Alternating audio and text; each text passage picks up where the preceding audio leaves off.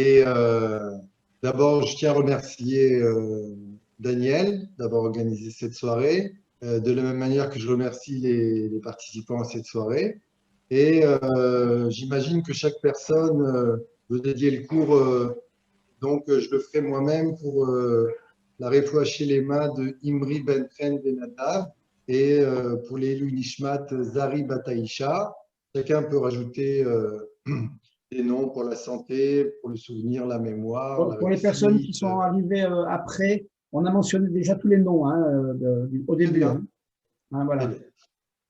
Alors, le titre de la conférence, c'est Je ne comprends pas Dieu. Est-ce que Je tu ne peux parler un petit peu plus comprends pas fort? Hachem. Est-ce que tu peux parler un petit peu plus fort, s'il te plaît? Alors je me rapproche un peu. Le titre de Voilà. la conférence, c'est Je ne comprends pas Dieu. On m'entend bien? Ouais, ouais, impeccable. Donc, et le but de cette conférence, c'est à la fin d'arriver à un peu ou beaucoup à mieux le comprendre. Et il faut avouer que c'est un petit peu difficile de comprendre Dieu, c'est-à-dire quel type de proximité on doit avoir avec lui. C'est que dans la Torah, il est marqué partout qu'il est bon. Le Zohar et le Hari Akadosh nous enseignent qu'il a créé le monde pour prodiguer son amour inconditionnel, sa compassion, sa rachamim, sa bonté. Et, euh, et quand on dit que Hachem est Echad, Dieu est un, les sages nous disent que la valeur numérique du mot Echad, c'est 13, qui est la même valeur numérique que Ahava, que l'amour. Donc ça, c'est le Dieu dont la Torah nous parle sans arrêt. Et d'un autre côté, on sait aussi que c'est lui qui est à l'origine de nos difficultés. Quand on traverse un moment difficile, on sait que ça vient de lui aussi. Et on entend des mauvaises nouvelles tous les jours, les groupes de Teilim pour la santé de telle personne et telle personne, un enfant qui est malade, Dieu préserve, et les réseaux sociaux contribuent à cette propagation, si l'on peut dire, de mauvaises nouvelles. Et on peut penser, quand on entend tout ce qui se passe, que eh ben, il ne faut pas avoir peur de le dire, que Dieu, il est dur, même si on n'ose pas le dire. Donc d'un côté, on a un Dieu extraordinaire, aussi parallèlement des choses dures, quoi. Et puis après, on a une bonne nouvelle, un miracle, et le revoilà, c'est lui, Otou Lachem Kitov. Mais aussi, on a des problèmes de Parnassa. Et où elle est la bracha? J'arrête pas de demander où est ta compassion. Donc on vogue d'un Dieu magnifique, si l'on peut dire, et proche à un Dieu dur et incompréhensible. Et donc, c'est difficile à le comprendre. C'est même déstabilisant. Et on pourrait répondre à ce que je dis très religieusement, eh ben, à Kol Tova, tout est pour le bien. La région Provence-Alpes-Côte d'Azur est la région où le virus circule le plus avec 3. Donc, j'entends des voix là. Moi, je suis coupé. D'accord. Alors, on pourrait dire, répondre à ça, à Kol Tova, tout est pour le bien. Et c'est vrai. Okay.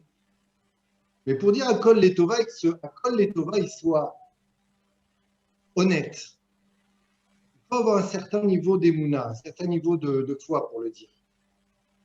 Et même Moshe Rabbeinu, à la fin de la paracha Shemot qu'on vient de passer, même Moshe Rabbeinu, il a dit à Hachem, la Mariota la Hamazé, pourquoi tu fais du mal à ce peuple? Même Moshe Rabbeinu, parfois, il ne comprend pas. Il a été chez Pharaon pour lui dire Let my people go, libère mon peuple. Et non seulement Pharaon n'a pas acquiescé à sa demande, mais en plus de ça, il a alourdi les charges sur le peuple d'Israël. Donc, même Moshe a la question. Et quand même, d'accord. Diakol les Tova. Allez, tout est pour le bien. Toutes les choses difficiles sont envoyées pour le bien. Ça veut dire quoi? Ça veut dire que parfois la vie sera belle et parfois elle sera difficile. Parfois on aura des nouvelles extraordinaires, des moments merveilleux de très grande proximité avec Hachem, mais parfois la vie elle fera mal, parfois très mal, mais ça sera pour le bien. Concrètement, Donc, donc ça veut dire quoi? Ça veut dire que comme s'il faudrait accepter les souffrances sereinement. Puis, cet enfant malade, Gamzou Letova, c'est pour le bien. Et Hachem, il est fier de moi. J'ai la émouna chez les mages, j'ai une foi parfaite en lui. Donc, d'ailleurs, la prochaine fois, bien sûr, une boutade. La prochaine fois que quelqu'un viendra me parler de ses problèmes, je lui dirai fermement, ne t'inquiète pas, Akol Letova, tout est pour le bien. Fin du cours. La campagne vaccinale et le suivi des Est-ce patients. que vous êtes d'accord avec ça? Tout type d'intervention, il y a toujours Il y a un bruit de fond là, Daniel. Madame Roche, mieux comprendre leur Il y a un Madame bruit de fond Roche. là. En 2009, déjà, la Caisse nationale d'assurance Donc, on maladie entend les avait été informations, autorisée c'est à très créer un agréable. fichier similaire Madame pour le Roche, suivi s'il des vous plaît. vaccinations Akol de Letova. la grippe 1, H1N1. La nuisance. Pourtant, pour certains, cette obligation est une aberration. Bon. Alors, donc, si vous êtes d'accord que Akol Letova, alors c'est la fin du cours, si vous êtes d'accord. Mais moi, je ne suis pas d'accord. Donc, c'est sûr que c'est provocateur ce que je dis, mais on va comprendre pourquoi ça ne l'est pas en vérité. Parce que, est-ce qu'on est vraiment sûr de nous quand on dit Akol Letova, que tout est pour le bien? Plutôt que la réalité, c'est pas, on n'a pas vraiment le choix. Elle est comme ça la vie. On ne peut pas vraiment comprendre. Voilà, on n'a pas le choix. On a le choix que d'accepter nos souffrances pour le bien et de ne pas trop espérer un Dieu moins dur. C'est la vie, c'est comme ça. D'ailleurs, c'est notre quotidien.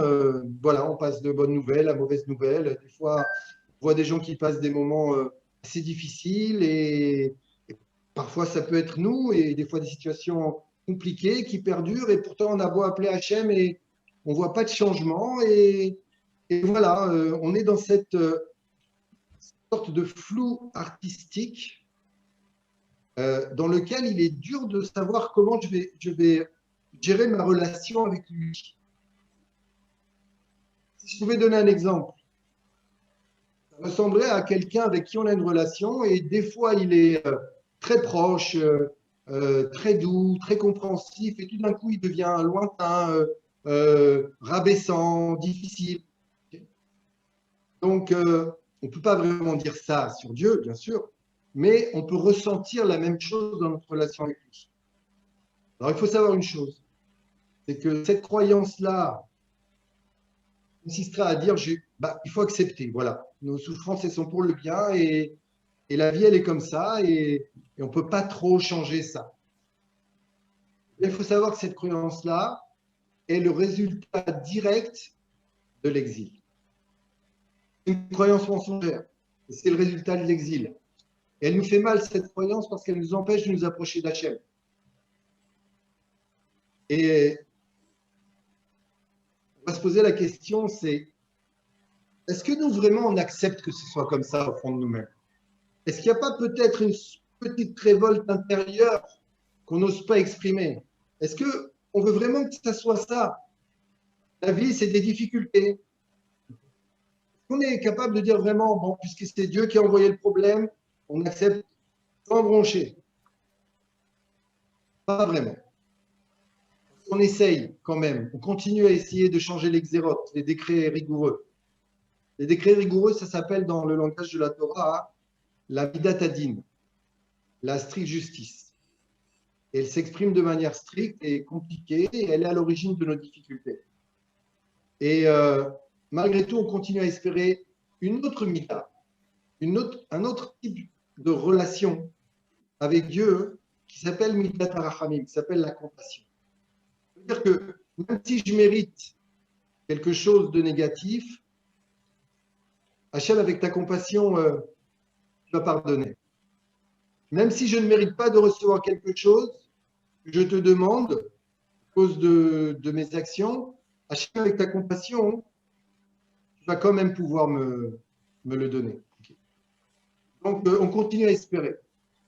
D'ailleurs, c'est notre force à nous, les Juifs. On espère encore. Il faut être fou un peu pour être juif, mais grâce à Dieu. Donc, parfois, il arrive qu'on soit vraiment découragé. Quand quelqu'un est vraiment découragé, il a même plus envie de prier. Il n'arrive même plus à prier. Sa prière, elle sort du bout des lèvres. On peut, en passant, prendre un petit peu la température de ma foi actuelle. Lorsque je prie Dieu, comment est-ce que je me sens? C'est-à-dire, si je suis par exemple en train de faire la Hamida, est-ce que je prie avec ferveur, avec dévotion, ou alors est-ce que je prie vite parce que je ne ressens pas vraiment grand-chose? Ça, c'est un symptôme qu'intérieurement, peut-être de manière inconsciente parfois, hein, je suis un peu découragé de la rachamim d'Hachem, de la compassion divine, en tout cas de sa capacité à imprégner mon existence. Et les difficultés, elles restent et on se prend à espérer à nouveau et à toujours vouloir changer la midat adin, la stricte justice, en midat arachamim, en compassion. Et est-ce que vous croyez qu'on est les seuls à vouloir ce changement? Ben, écoutez bien, on n'est pas les seuls. Il y a quelqu'un d'autre qui veut ce changement lui aussi. Et je vais vous lire un passage dans le Talmud, Berachot. Pour ceux qui veulent vérifier, c'est le Daf Zayin Hamoud Aleph en haut, c'est-à-dire la page 7a tout en haut. Et voilà le texte. Donc, Amar Rabbi Yochanan, Michum Rabbi Yossi. Rabbi Yochanan, au nom de Rabbi Yossi, pose une question. Minaïn Shakadosh Baruch Hu mitpalel. D'où sait-on que Dieu prie? Réponse des sages. Comme c'est marqué dans le prophète Isaïe, je les amènerai sur ma montagne sainte et je les réjouirai dans la maison de ma prière. C'est un verset qui parle de la délivrance finale quand Dieu amènera tout le peuple d'Israël à Jérusalem, au mont du Temple, pour aller enfin le retrouver pour l'éternité et pour le bien infini. Donc voilà. Et Marel dit Tfilatam lo nehemar et la tfilati. Il n'y a pas marqué dans le verset je les amènerai sur la montagne de leur prière. Parce que normalement, au Beth Amikdash, dans le temps, c'est nous qui prions. Il y a marqué sur la montagne de ma prière. Et de ça, nous dit Rav Yossi, Mikan Shakadosh Baruch Hu mitpalel. De là, on voit que Dieu prie. Donc Dieu, il prie. Dans la question qu'on pose tout de suite dans la Gemara, c'est Umaï Matzle, quelle est sa prière? Quelle est la prière de Dieu? Alors, voilà, on répond tout de suite. Okay. Zutra Bartuvia Amar Rav, Zutra Bartuvia dit au nom de Rav, voici la prière de Dieu. Et la prière de Dieu, c'est Yiratson Milifanai, Sherveshu Rachama et Kaasai, Vegulu Rachama Yalmidotai, Vetnai Gimbadai Bebidat Rachamim, Tekanes Lahem, Ifni Michuratel. Je traduis. Voilà la prière de Dieu. Je dis que telle soit ma volonté devant moi, que ma compassion conquiert ma colère, que ma compassion me libère de mes strictes mesures, de la stricte justice, et que je me comporte avec mes enfants selon la midat harachamim, cette compassion-là, cette capacité de donner, d'aimer, de ne pas faire des calculs d'apothicaire qui font que dès que tu es à la faute, tu sois sanctionné. Et que Vekanes et que je sois large avec, que je ne sois pas pointilleux avec. Ça, c'est la prière de Dieu. C'est-à-dire que Dieu lui aussi prie, comme nous, pour que les choses dures se transforment en bonté. Donc il dit ça, il désire ça lui aussi. Vous avez bien entendu. Alors, vous remarquez, Dieu ne dit pas Kol Letova. Il ne dit pas Kol Letova, Dieu. Il ne dit pas eh bien écoute, tu es en train de souffrir, Kol Letova. Il ne dit pas ça, Dieu. Donc on serait peut-être plus religieux que lui, on a peut-être plus de Emunah Kachem, parce que nous on dit Kol Letova. Non, lui il ne dit pas ça. Si vous croyez un seul instant que Dieu est bien avec nos souffrances, vous trompez totalement. Je suis obligé de vous le dire. Parce que c'est marqué dans les Télim. Et Tsaratam Lotsar. Nos souffrances sont les siennes. Et il y a marqué toujours dans la Mesret Brachot que 3 fois par nuit, Hachem, Dieu, rugit comme un lion à cause de nos difficultés. Donc, si on avait une idée que lorsqu'on passe des moments difficiles, Dieu, lui, qui sait que c'est pour le bien, serait en quelque sorte insensible à notre souffrance, idée qui peut être renforcée par le fait que j'ai beau demander, je ne vois pas le résultat, donc apparemment il doit savoir ce qu'il fait, mais moi en attendant, il ne ressent pas ce que je traverse apparemment. Donc si on avait cette idée-là, elle est totalement fausse. Et donc, le but de cette conférence, c'est d'essayer de comprendre ce qui se passe, de comprendre Hachem. Il faut avouer que maintenant qu'on vient de parler de la prière de Dieu, c'est encore plus difficile. Et qu'est-ce qui se passe? Alors, avant d'entamer la réponse à cette question, je vais faire un petit résumé pour replacer donc la problématique, qui est le suivant. Notre vie est composée de bénédictions et de difficultés. Il nous renvoie à une image contradictoire de Dieu. Une image où il est Rahman, il est bon, et une image où il est dur, il est exigeant. D'un côté, on voudrait croire à son amour inconditionnel, mais les terribles nouvelles nous ramènent à sa colère, sa stricte justice. Et la réponse semblerait être alors de devoir dire très religieusement à Kol Letova, tout est pour le bien, on ne peut pas changer ça, comme une sorte de résignation. Et pourtant, quelque chose en nous qui continue à espérer que nos difficultés ne soient pas une fatalité, fait qu'on voudrait que tout s'arrange et qu'on continue quand même à demander, à espérer que la stricte justice se transforme en rachamim, en compassion. Et on vient d'apprendre que Dieu aussi fait ça. Dieu aussi est pris pour ça. Voilà le résumé de ce qu'on vient de voir. Alors, pour donner un début de réponse à ce qu'on vient de voir maintenant, je vais utiliser quelques versets de la paracha Shemot. On vient de lire Shabbat dernier, dans le paragraphe 2, les versets 23, 24, 25. Donc, Perek Bet, Sukim, Kav Gimel, Kav Dalet, Kafé. Donc, et voilà ce que nous disent les versets. Donc, Vaï Bayamim Arabim Mahem, fut lors de ces longs jours, Vayamot Melech Mitzrayim, et le roi d'Égypte est mort. Vayenachu ben Israël mina avoda. Et les enfants d'Israël ont commencé à gémir à cause de leur servitude, de leur labeur. Ils ont crié. Et leur complainte est montée devant Dieu. Et Dieu, il a entendu leur plainte. Vaïskor, Elohim et Berito, Abraham et Yitzhak et Yaakov. Dieu s'est souvenu de l'alliance qu'il avait passée avec Abraham, Yitzhak et Yaakov.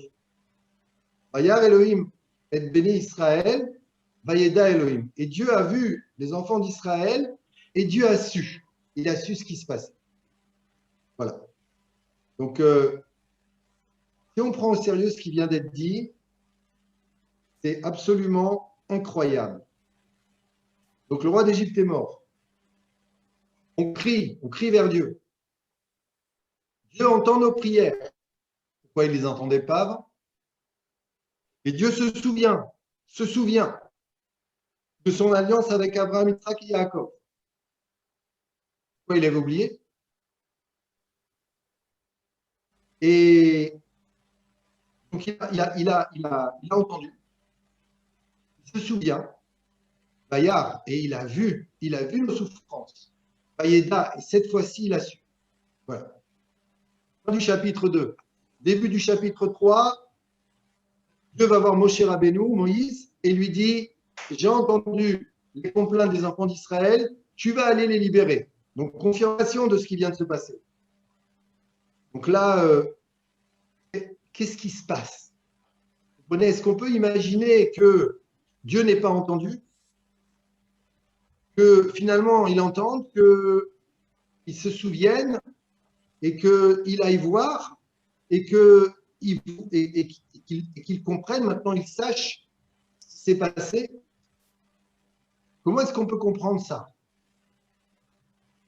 Alors, on va décortiquer le verset et ses explications.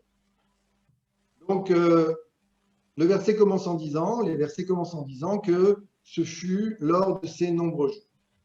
Alors, les sages nous expliquent que, effectivement, puisque le peuple d'Israël était asservi en esclavage, c'était long, c'était très long. Et le roi d'Égypte, Pharaon, est mort. Est-ce qu'il est mort? Eh bien, non. Rachid nous dit que ce n'est pas qu'il était mort, c'est qu'il avait attrapé la tsaraat. La tsaraat, c'est une sorte de lèpre qui n'existe plus aujourd'hui et dont il était atteint. Et pour se soigner de la tsaraat, qu'est-ce qu'il a fait? Eh bien, hélas, il a pris le sang des enfants d'Israël et il se baignait dedans pour guérir. Voilà ce qu'il faisait. Mais il n'est pas mort. Alors pourquoi on utilise le mot mort? Vous comprenez ça? Quand tu dis qu'il est mort, il n'est pas mort. Sauf qu'il est malade et qu'à cause de ça, on souffre encore plus, mais il n'est pas mort. Donc, si on a utilisé ce terme, c'est pour nous faire comprendre quelque chose. Où est-ce qu'il est mort, le roi d'Égypte? Le roi d'Égypte, il est mort ici. Il est mort dans la tête des enfants d'Israël. C'est-à-dire que les enfants d'Israël ont compris que si on attendait peut-être qu'ils changent ces décrets et que ça aille mieux pour nous et que la situation s'arrange, si on attendait ça, c'est mort. Donc ils sont dans un désespoir et c'est habité par ce désespoir que, nous dit la suite du verset, ils ont commencé à gémir à cause de leur servitude, ils ont commencé à crier. Et ce cri-là, il est monté devant Dieu. Ce cri-là, il est monté devant Dieu. Nous dit le Haïm Akadosh, pourquoi ce cri, il est arrivé devant Hachem? Il explique parce qu'ils n'étaient même plus en train de demander d'être sauvés. Ils criaient parce qu'ils avaient mal, ils avaient trop mal. Donc c'était un cri entier, certes un cri destiné à Hachem, mais c'est-à-dire qu'il n'y avait même plus le calcul de Dieu, est-ce que tu vas me sauver ou pas? C'était leur corps, leur cœur, leur esprit, leur âme qui hurlaient vers Hachem pour demander sans demander que cette situation, elle s'arrête. C'était une manière de dire En lanu al milishaen et là al avinu shebashamayim. On ne peut s'appuyer sur personne que sur toi, mon Dieu. Parce que si vous croyez qu'avant il ne priait pas, c'est faux. Avant il priait. Il priait, bien sûr. Il y avait la tribu de Lévi, qui étaient les prêtres. La tribu qui n'est jamais tombée en esclavage, elle, parce qu'elle a toujours refusé de participer aux travaux. C'est que les enfants d'Israël se sont fait rouler quelque part par Pharaon. Et ils ont commencé à travailler pour être bien vus des Égyptiens, puisque tout l'Égypte travaillait pour la construction des pyramides, d'une ville. Alors ils ont participé aussi, nous aussi, on est bien. Et au fur et à mesure, Pharaon a fait un stratagème. Tous les Égyptiens sont partis, les Juifs ont travaillé. Au bout d'un mois, ils pensaient recevoir un salaire. Et au lieu du salaire, ils ont reçu des chaînes. Ça y est, ils étaient en esclavage. La tribu de Lévi, qui n'a jamais participé à cette mascarade, n'est jamais tombée en exil. Et elle avait un chef, Amram, ensuite Aaron, son fils, qui leur enseignait la foi, qui leur enseignait à prier. Mais est-ce qu'ils pouvaient écouter alors qu'ils étaient asservis? Donc ils priaient, ils savaient qu'il fallait prier, mais leur prière ne montait pas. Leur prière, elle n'était pas entière. Qu'est-ce que ça veut dire, une prière pas entière? Il y a deux dimensions dont on va parler.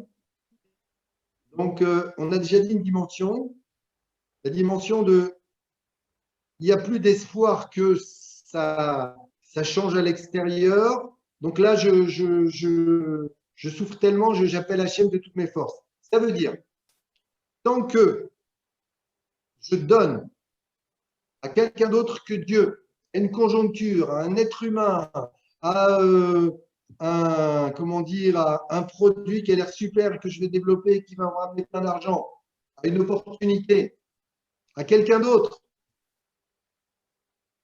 ma croyance qu'il va pouvoir m'aider, ça va pouvoir m'aider, mes prières ne peuvent pas être entières.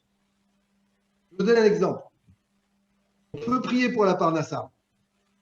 On prie Hachem, on veut de la Parnassa. Et on sait que c'est lui qui nous envoie la Parnassa. Et après, on va au travail. Et puis, on n'est pas droit. On commence à tricher, à mentir. Et après, on va à la synagogue et on dit Hachem, envoie-moi la Parnassa. Mais ta prière, elle ne peut pas être entière parce que tu dis Hachem, envoie-moi la Parnassa, elle vient de toi. Et toi, ce même Hachem, tu m'as demandé d'être droit dans les affaires, avec tout le monde, sans exception. Et maintenant, quand je vais travailler, je te trahis.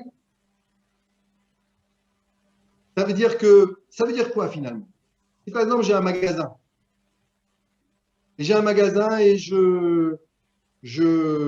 voilà, je me dis, je vais mettre le pantalon à 200 euros. Mais en vérité, ça m'arrange de vendre 100 euros. Mais comme ça, le client, lui, quand il va voir que je lui baisse le prix, il va l'acheter. Allez, pour vous, je vous aime bien, vous avez une bonne tête, Madame Bouzaglou. Je vous le fais à 100 euros. Alors, ça veut dire quoi, quelque part? C'est subtil. Ça veut dire que je crois autant au fait que ce soit Dieu qui m'a donné la parnassa qu'au stratagème que j'ai utilisé de lever le prix à 200 euros pour le baisser à 100 euros. Et grâce à ça, j'ai vendu le pantalon. Et peut-être même que dans ma croyance profonde, c'est 90% grâce au fait que j'ai fait ce stratagème que j'ai vendu le pantalon. Mais en tout cas, même si je ne donne pas 90% à ce stratagème de confiance dans le fait d'avoir réussi ma vente, même 10%, bien, c'est une émouna imparfaite. C'est-à-dire, je crois que Dieu donne la parnassa, mais d'un autre côté, tu sais, des fois dans la vie, on peut pas se permettre. Même Hachem, il comprend que des fois, tu ne peux pas être droit. En l'occurrence, l'exemple que j'ai donné, c'est pas qu'on est menti. Mais je parlais plutôt de quelle légitimité tu donnes à Hachem, combien de pourcentage d'être le seul et unique pourvoyeur de ta parnassa. Donc, il y a une sorte de décalage. Dans les faits, et les faits vont être l'illustration à l'extérieur de mon véritable système de croyance vis-à-vis de lui, dans les faits, je ne suis pas à 100%. Mais Emouna, elle n'est pas à 100% parce que je peux même aller jusqu'à mentir, jusqu'à tricher, jusqu'à voler pour avoir cette parnassa. Donc, si ma Emouna, telle qu'elle est exprimée dans les actes, elle n'est pas entière, il faut savoir qu'il y a une corrélation, une équivalence entre la Emouna et la prière. Ma prière sera équivalente à mon degré d'Emouna. Et vous comprenez bien le malaise. Si maintenant je suis un voleur patenté et qu'après je vais dire Hachem, envoie-moi la parnassa, merci Hachem, je sais que tout vient de toi, c'est pas volontaire, mais il y a une hypocrisie. Donc, sans aller jusqu'au fait que quelqu'un vole, mais malgré tout, on est dans une société qui a apparemment des règles logiques. Et ces règles de la logique, elles ont l'air de fonctionner, d'être un peu immuables, et on a tendance à y croire et à les suivre, et des fois, elles ne sont pas dans notre sens. Alors, ça veut dire qu'on a une foi qui est mitigée. Et donc, notre prière, elle sera mitigée. C'est ce qu'on appelle la prière loto. La tfila loto. Le loto. Quoi la tfila loto? Quand on joue au loto, est-ce qu'on est sûr de gagner? Est-ce qu'on espère vraiment gagner? Est-ce que lorsqu'on voit les résultats et on voit, mince, j'ai pas gagné, j'ai pas les 6 numéros, est-ce qu'on donne un coup de pied dans le canapé parce que, oh là là, je comprends pas, j'ai pas gagné, est-ce qu'on est énervé? Non. On se dit, bon, peut-être une prochaine fois. Qui sait? Un miracle. C'est-à-dire, on a joué au loto avec des espoirs, mais intérieurement, on savait très bien qu'il y avait peu de chances qu'on gagne. Mais on ne sait jamais. Et bien aussi, il y a des prières de loto, c'est-à-dire, je vais prier, mais on ne sait jamais. Peut-être que Hachem, il est de bonne humeur, ou peut-être qu'il a le dos tourné, il ne voit pas, et ma prière, elle va passer. On ne sait jamais, je vais prier. C'est-à-dire quoi, on ne sait jamais? C'est-à-dire, je demande, mais j'ai en moi une sorte de découragement intérieur, renforcé par le fait que je vois que la vie, elle est difficile. J'ai une sorte de découragement intérieur qui me dit, il y a peu de chances que ta prière, elle soit entendue. Demande quand même. Joue l'auto quand même. On ne sait jamais. Donc, on apprend maintenant des versets que quand est-ce que la prière, elle est montée? La prière, elle est montée lorsqu'elle a été pleine et entière. Vous savez, on peut vivre la vie de tous les jours et rentrer dans l'illusion de ce monde. Et même parfois éprouver des peurs et se dire, mais comment on va faire? La situation et pas être rassuré. Et malgré tout, quand on arrive à la prière, faire cet effort de reconnexion à quelque chose qui existe en nous, une relation avec Dieu qu'on voudrait avoir et se dépasser, Bemessirut Nefesh, en donnant de soi, pour l'appeler de toutes nos forces, en se concentrant à ce moment au moins, même si dans le reste de la journée on n'est pas tout à fait capable, pour donner tout et lui parler, Béhémet, vraiment, entièrement. Donc, on peut faire ça. Mais le principe reste, tant qu'une parole n'est pas vraie, eh ben, on ne peut pas créer une vraie communication. D'ailleurs, dans les rapports humains, c'est la même chose. Si maintenant je sens que la personne en moi, elle n'est pas vraie dans ce qu'elle dit, je la sens, comme on dit, Echad Bepe, Echad Belev, elle dit quelque chose avec sa bouche, mais son cœur, il est ailleurs, j'ai pas envie de communiquer. On ne va pas aller en profondeur, toi et moi, dans notre communication. On n'est pas capable de se dire la vérité. Donc, lorsqu'on a prié avec entièreté, parce qu'on était en Égypte, parce qu'on n'avait plus le choix, Pharaon, il était mort, il n'y a plus rien maintenant. Plus rien ne peut nous sauver. Ça empire. Sans en arriver là, si on prie de toutes ses forces, au moment de la prière, en mettant de côté ce découragement intérieur qui pourrait nous accompagner dans le reste de la journée, il faut savoir que cette prière, elle est entendue. Cette prière, elle est entendue. C'est pour ça que le résultat, c'est Vaishma Elohim et bien entendu. On continue avec les versets. Ensuite, on lui dit Dieu s'est souvenu. Souvenu, Vaïskor, pourquoi il avait oublié? Alors, bien entendu, Dieu ne peut pas oublier. Vaïskor, souvenir, pour comprendre ce que ça veut dire, il faut étudier le Hari Akadosh, le Harizal, bien qui nous dit Vaïskor, Zachor, souviens-toi, c'est les mêmes lettres que Zachar, masculin. La différence entre le féminin et le masculin dans la Torah, je ne parle pas ici maintenant des hommes et des femmes. Je parle du féminin et du masculin en tant que principe. Le principe du féminin, c'est de recevoir. Le principe du masculin, c'est de donner, d'agir. Vaïskor, Dieu s'est souvenu, c'est-à-dire que maintenant que j'ai entendu votre prière et qu'elle est rentrée en moi, maintenant je vais agir. Maintenant je peux agir. Et j'interviens. Et cette intervention, la suite du verset nous explique quelle est la teneur de cette intervention. Il nous dit Dieu a vu. Vayar Elohim. Dieu a vu. Le Sfordo nous explique c'est quoi Vayar Elohim? Ijgiach alehem. Il a placé sur eux sa ashgacha, sa providence. Et le istirot panav mehem, il a cessé d'avoir le dos tourné envers eux.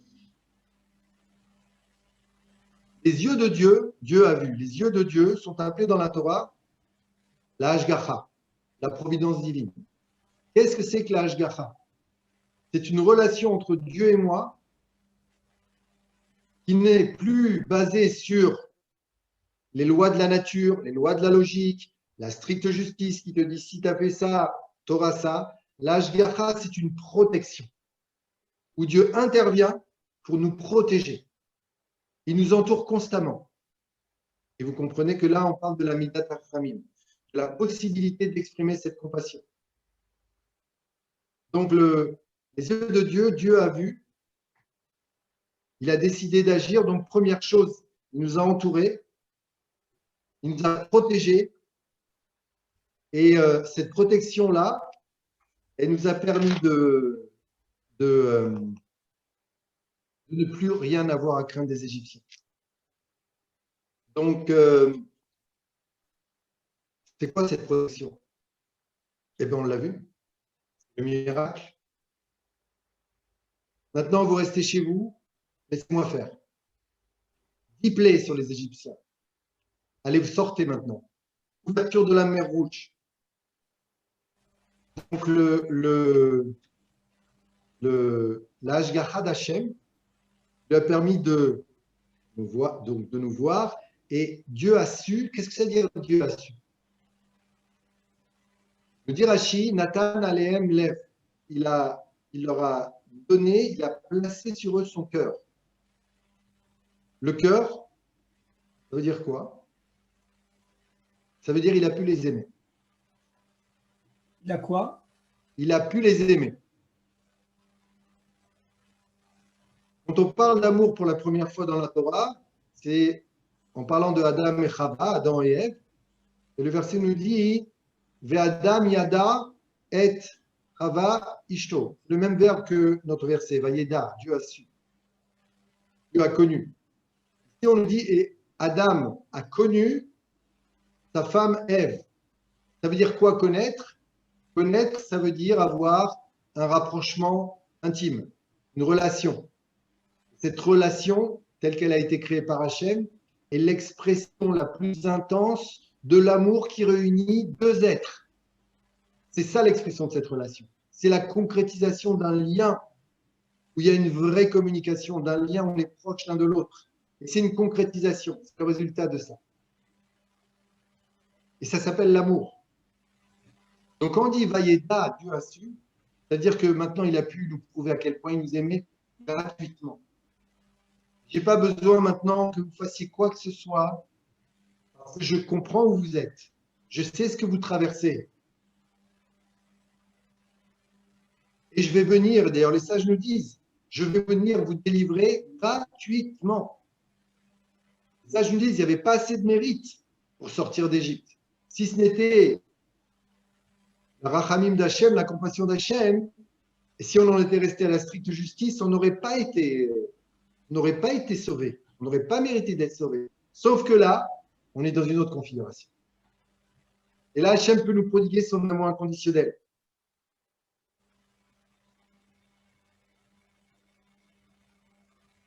Donc, on voit de là, dans des jeux,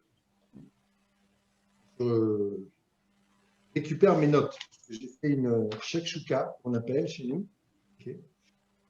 Shakshuka, j'ai interverti les feuilles. Une seconde.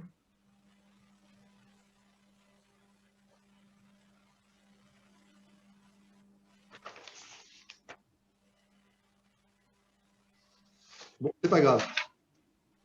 C'est ce qui s'est passé.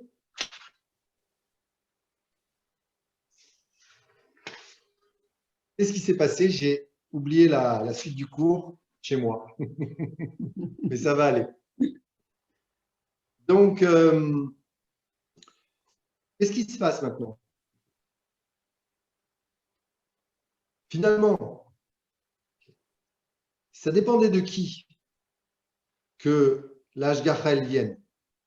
Ça dépendait de qui le dévoilement de son amour inconditionnel. le miracle. Vénès, Hachem, ça dépendait de qui tout ça? Ben, ça dépendait de nous. Ça dépendait de nous. Et ça dépend tellement de nous que Hachem est pris pour cela. Hachem est pris pour cela. Quand Hachem nous dit que telle soit ma volonté devant moi, que ma rachamim me sauve, me délivre de ma midat hadin, bien quand Hachem il a prié pour cela, c'est pour nous enseigner la chose suivante. Qu'est-ce qui prie d'habitude? C'est l'homme. Et quand est-ce qu'on prie d'habitude? On prie lorsque on est dans une situation où on ne peut rien faire d'autre que prier. Et bien Hachem nous enseigne, je ne peux rien faire d'autre que prier. C'est-à-dire, le dévoilement de ma midat tarachamim, elle dépend de vous. Daniel, est-ce que tu me permets 30 secondes, parce que c'est chez moi, mais je suis à 30 secondes, d'aller chercher les feuilles qui manquent? Oui, bien sûr, bien sûr. Pardonnez-moi 30 secondes, j'arrive tout de suite.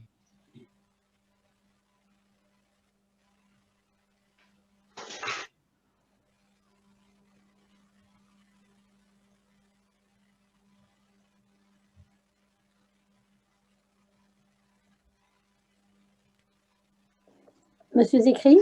Oui, Madame Enamou, vous allez bien? Oui, très bien, merci. On retrouve beaucoup de ces idées dans ces livres. Hein. Oui, oui, tout à fait. Ouais. Le dévoilement, c'est exactement ça, mais c'est vraiment… Ouais, moi, j'ai beaucoup aimé ces livres. Je ne sais pas s'il en écrit encore d'autres, je ne sais pas. Est-ce qu'Allegria est là? Parce qu'elle est en train de me dire… Allegria, vous m'entendez? Allegria, vous m'entendez? A priori, lorsque vous rentrez, maintenant, on vous demande d'accepter les conditions, c'est ça? Je n'ai pas eu ça, moi, quand je suis rentré sur… Non, on ne demande rien. On vous a rien demandé? Accepter si vous voulez passer par Internet ou pas, c'est tout. Enfin, sinon, on l'accepte facilement. Enfin, moi, je n'ai pas eu de complications. Allegram me parle de Telegram. Qu'est-ce que c'est que Telegram? Moi aussi, je n'ai pas eu de complications. Non, mais il faut rester. On n'a pas à changer de Bonsoir, support, monsieur Zécry. Bonsoir, Allegria. Expliquez-nous ce que vous voulez dire. On est tous en train de se transférer, de se téléporter à Telegram. Parce que maintenant, WhatsApp a été racheté par Facebook et ils demandent justement de signer ces conditions, d'accepter. Moi, ils m'ont demandé d'accepter ou de sortir. Pas moi, on m'a rien demandé. Non plus, on m'a rien demandé, je suis sûre. Parce que vous passez par Facebook? Non, je ne suis pas passée par Facebook. C'est bizarre. Et apparemment, en Europe, non. En Europe, ça ne va pas changer. Voilà, c'est ça. Oui, donc… c'est ce qu'ils vous disent, c'est ce qu'ils vous disent, c'est ce qu'ils vous disent. Pour l'instant, on nous fait rien, on peut rester, on ne va pas transférer tous nos données. Ça marche. On t'écoute. Donc… Le micro? Oui, coupez les micros. Ouais. Allez-y. Donc, on a compris de là, c'est que tout ce processus d'intervention d'Hachem, Midat HaRachamim, dans la compassion, il a été engendré par nous. C'est nous qui avons fait cela. Donc, c'est ce que nous enseigne la tfila. Quand on nous dit « D'où sait-on que Dieu prie ?» C'est pour nous enseigner que, de la même manière que quelqu'un qui prie est en position de demandeur, de recevoir, parce que ça ne dépend plus de lui. De la même manière, Shamid Barar, il est en position de demandeur vis-à-vis de nous. Donnez-moi vos prières, donnez-moi votre cœur, donnez-moi votre émouna. J'en ai besoin. Quoi, Hachem, il a besoin? Et bien sûr qu'Hachem, il a besoin. Mais ça, c'est une des catastrophes de l'exil. C'est-à-dire qu'on n'arrive pas à imaginer qu'Hachem, il ait besoin de nous. On n'arrive pas à imaginer ça, quoi. Hachem, il a besoin de nous. Mais non, Hachem, il est dur. Regarde la vie que je mène. Mais la vie que tu mènes, elle est dure parce que tu ne crois pas qu'il a besoin de toi. Et ce n'est pas de ta faute, c'est ce qu'on nous a enseigné. Hachem, mais il est grand Hachem. Et pourtant, les sages nous disent, tu veux voir la grandeur d'Hachem? Elle est dans son humilité.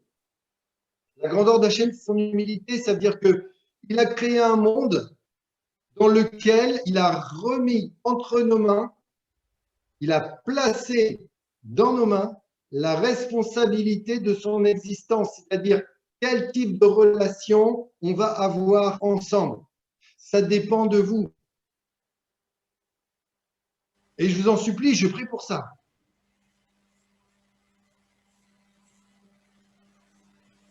Venez vers moi. Venez vers moi. Il y a tellement de raisons de venir vers moi.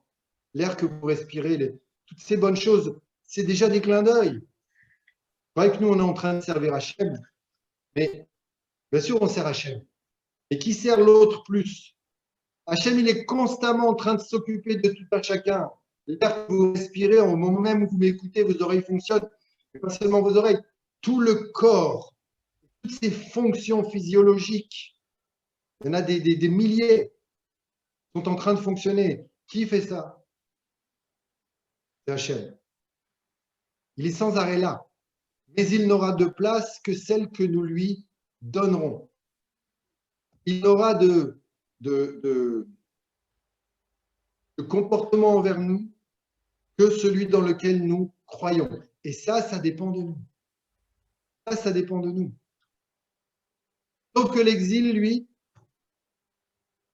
il est venu nous dire la chose suivante. Hachem, il ne vous aime pas. Hachem, il ne vous aime pas, Hachem, il vous aime. Et il a instillé le venin originel, le doute. Okay. Dès que tu commences à douter de cet amour inconditionnel d'Hachem, alors là, c'est là que les difficultés elles commencent. D'ailleurs, le doute, nous disent les sages, il est symbolisé par notre ennemi juré, qui s'appelle Amalek. Et Amalek, son nom a la même valeur numérique que le mot Safek, qui veut dire le doute. Et c'est le représentant du Nachash, du serpent originel. Comment est-ce qu'il les a trompés, Adam et Ève, Adam et Chava? En leur disant une simple chose, regardez Rachid. Il dit, Hachem, il ne veut pas que vous mangiez du fruit de l'arbre de la connaissance du bien et du mal, parce qu'Hachem, il ne vous aime pas. Il ne vous aime pas. Alors on se pose la question, est-ce que Dieu est avec nous ou pas? Dans la Torah, on parle justement de cette question que se sont posées les enfants d'Israël, et on dit, Miesh Hashem Bekir Benu Imaïn, on dit, est-ce que Dieu est avec nous ou pas? Tout de suite après, pour la première fois, apparaît, va y avoir Amalek. Amalek est venu. Donc c'est ce doute-là, de l'importance qu'on a pour Hachem, et de l'importance aussi qu'il nous a donnée. C'est-à-dire, je vous donne maintenant la responsabilité de me dévoiler sur terre, de me faire une maison sur terre, de vivre avec vous. Maintenant, si vous le faites, ça sera merveilleux, je serai le plus heureux. Si vous ne le faites pas, ben, il va se passer quelque chose. C'est que comme vous me tournez le dos, de manière automatique, je tourne le dos moi aussi, puisque je dépends de vous. On appelle le Esther Panim. Ce Esther Panim-là, il fait que je ne peux plus maintenant être en relation avec vous que par le biais de la Midatadin, la stricte justice. Paul est Tova, mais ayez confiance quand même, parce que la stricte justice, malgré tout, c'est pour le bien. Ce n'est pas qu'on frappe comme ça juste pour se venger, c'est pour le bien. Et d'ailleurs, nous dit le Ramchal, Rabbi Moshe Chaim Luzzatto, il nous dit la chose suivante, il nous dit, les deux arbres qu'il y avait dans le jardin d'Éden, c'était les deux arbres principaux, c'était l'arbre de la connaissance du bien et du mal, Etz Chaim et l'arbre de vie. Il dit, c'est deux manières d'arriver à la vérité. Etz Chaim, celui qu'on devait manger, c'était la Torah, les tzadikim, les justes, la vérité, vrai. Et de l'autre côté, Etz Hadat Tovera, l'arbre de la connaissance du bien et du mal, qui est un autre moyen d'arriver à la vérité, c'est, comme son nom l'indique, la connaissance du bien et du mal dans quel ordre? Pour connaître le bien, tu connaîtras le mal, c'est-à-dire tu souffres. Parce que dans la souffrance aussi, il y a une expérience.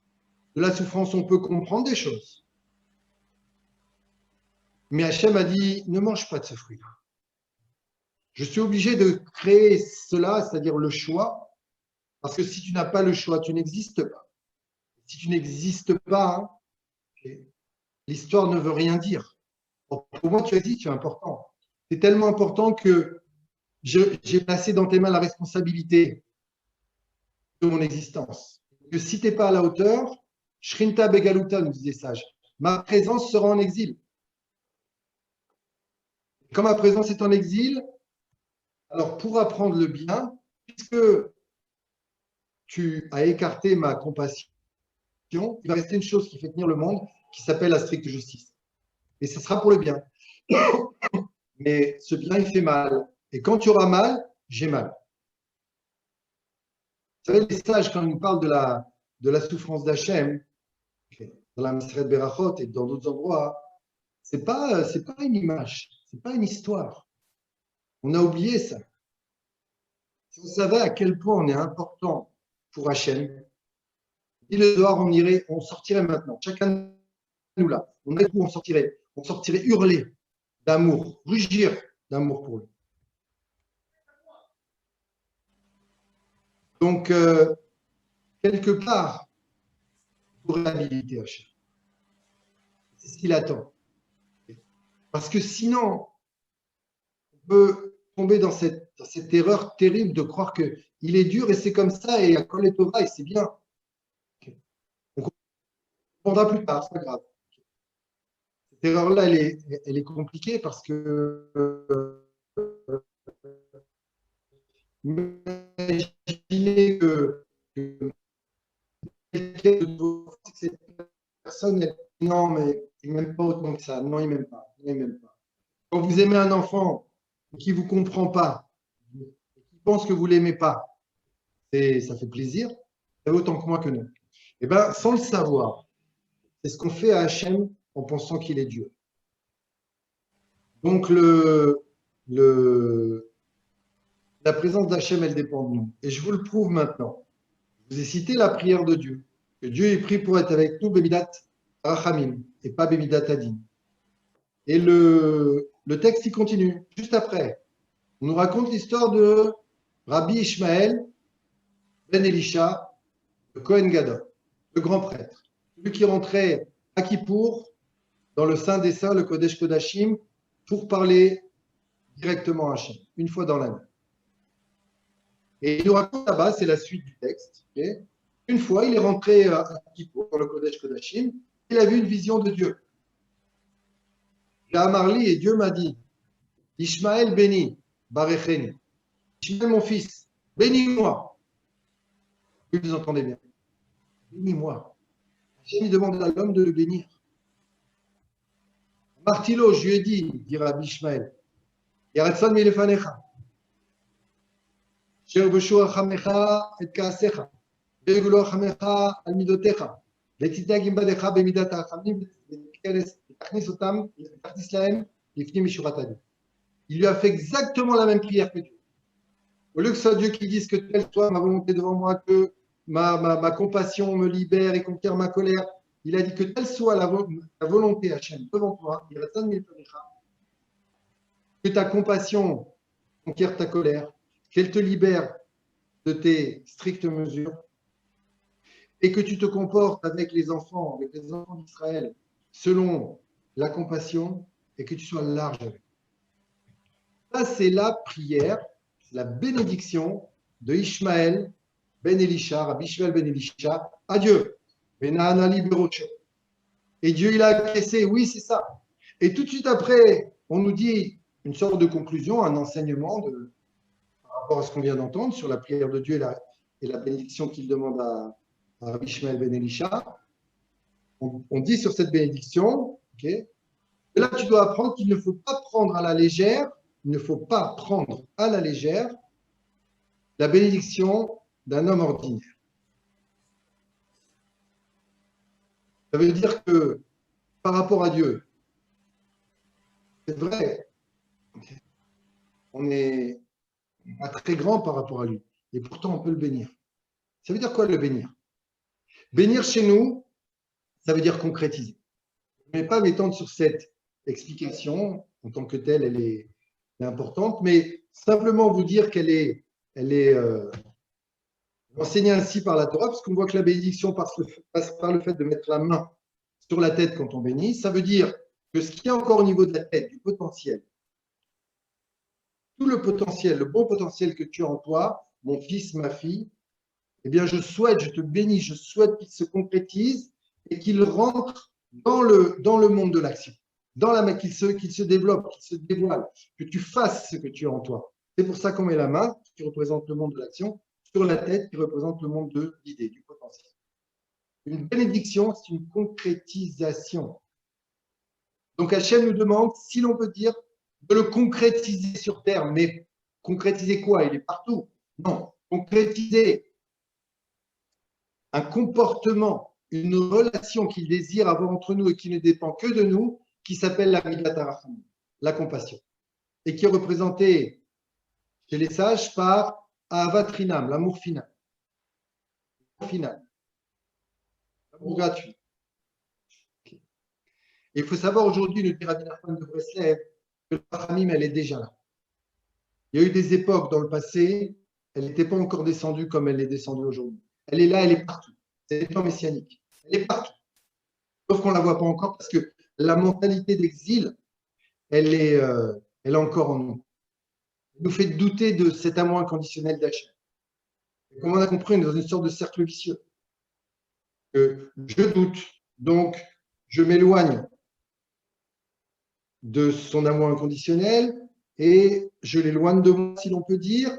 Et qu'est-ce qui reste? Il reste la stricte justice. Et la stricte justice, elle est compliquée. Donc, je vis une vie compliquée. Et comme je vois une vie qui a des aspects compliqués, je renforce mon doute, c'est-à-dire ma croyance que Dieu, il n'est pas si bon que ça. Dieu, il est plutôt dur. Et plus je renforce ce doute, et plus j'éloigne de moi. Et ça continue. Ça peut continuer parfois, cette erreur, jusqu'au fait qu'on descende dans la plus sombre des Égyptes, au sens de l'exil. Et il faut dire aussi que parfois, si on n'y fait pas attention, ça peut être certains messages de Torah qui vont nous faire douter. Des messages de Torah où on va simplement se concentrer sur le fait que si tu ne fais pas ce qu'il faut, tu vas souffrir. Et on nous présente un Dieu lointain, un Dieu dur, un Dieu qui n'est pas ton petit copain. Même parfois, on peut entendre « ne le dérange pas avec tes petites prières ». Prie pour l'ensemble du peuple, ne le dérange pas avec tes petites prières. Rabbi Nachman, il dit c'est une folie de dire ça. Parce qu'il a créé le monde pour ses prières, justement. Pour avoir une véritable relation avec nous. C'est pour ça qu'il a créé le monde. Pire, il dit, si maintenant tu vas chez quelqu'un et qu'il te dit « t'inquiète pas, je vais prier pour toi », il enlève, cette personne-là, il enlève à Dieu le plaisir de ta prière à toi. Parce que c'est ce qu'il attend. C'est ça qui crée ta relation avec lui. Et ta prière, elle ne doit pas souffrir le doute. Et pour qu'elle ne souffre pas le doute, tu dois déjà commencer par prendre conscience, c'est ce qu'on a fait aujourd'hui, à prendre conscience que Hachem, il veut de nous. Il faut que tu prennes conscience de ça. Et il faut que tu y crois. Et plus tu y crois, et plus tu le verras. Donc, faire attention à certains messages de Torah alarmistes qui insistent lourdement sur les punitions. Les punitions ne sont que le résultat d'une situation où on a éloigné Dieu. Et si tu l'imagines en train de te regarder et de te dire, ben, Dieu nous regarde et dit, je vais le frapper, tu te trompes complètement. Donc, excusez-moi, j'ai une interruption.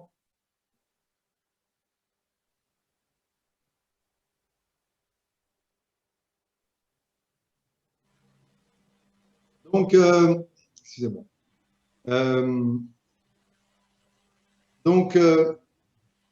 Que notre croyance est sapée par le doute, elle a moins d'impact.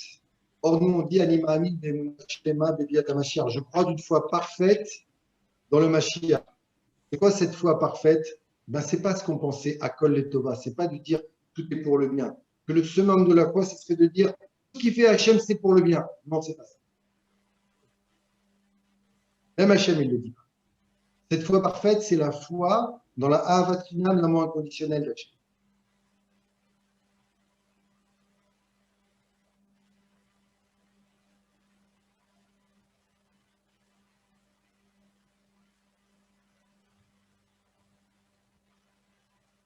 Donc, on a une interruption du son, donc je reprends et je termine. Okay. Donc, je disais la Emunah Shelema, la foi parfaite, sur laquelle il est dit que Emunah Shelema, Imamin Emunah Shelema, Beviat HaMashiach, je crois d'une foi parfaite dans la venue du Mashiach, du Messie. Et le Messie, c'est ce qui viendra justement nous enseigner, la Emunah Shelema. Ce dont je suis en train de vous parler maintenant, c'est ce qu'il viendra enseigner, avec la force du Messie, bien sûr. Donc, Hachem nous dit, je dépends de vous. Livrez ma présence telle que je le souhaite. Et je prie pour cela.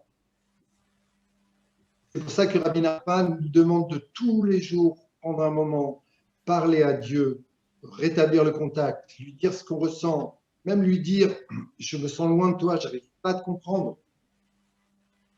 Tamelech, il a dit, Eli, Eli, lama zaftani, mon Dieu, pourquoi tu m'as abandonné? Est-ce qu'il pensait que Dieu l'a abandonné? Non, mais il disait ce qu'il ressent, être vrai, lui parler, rétablir le contact avec lui, être entier.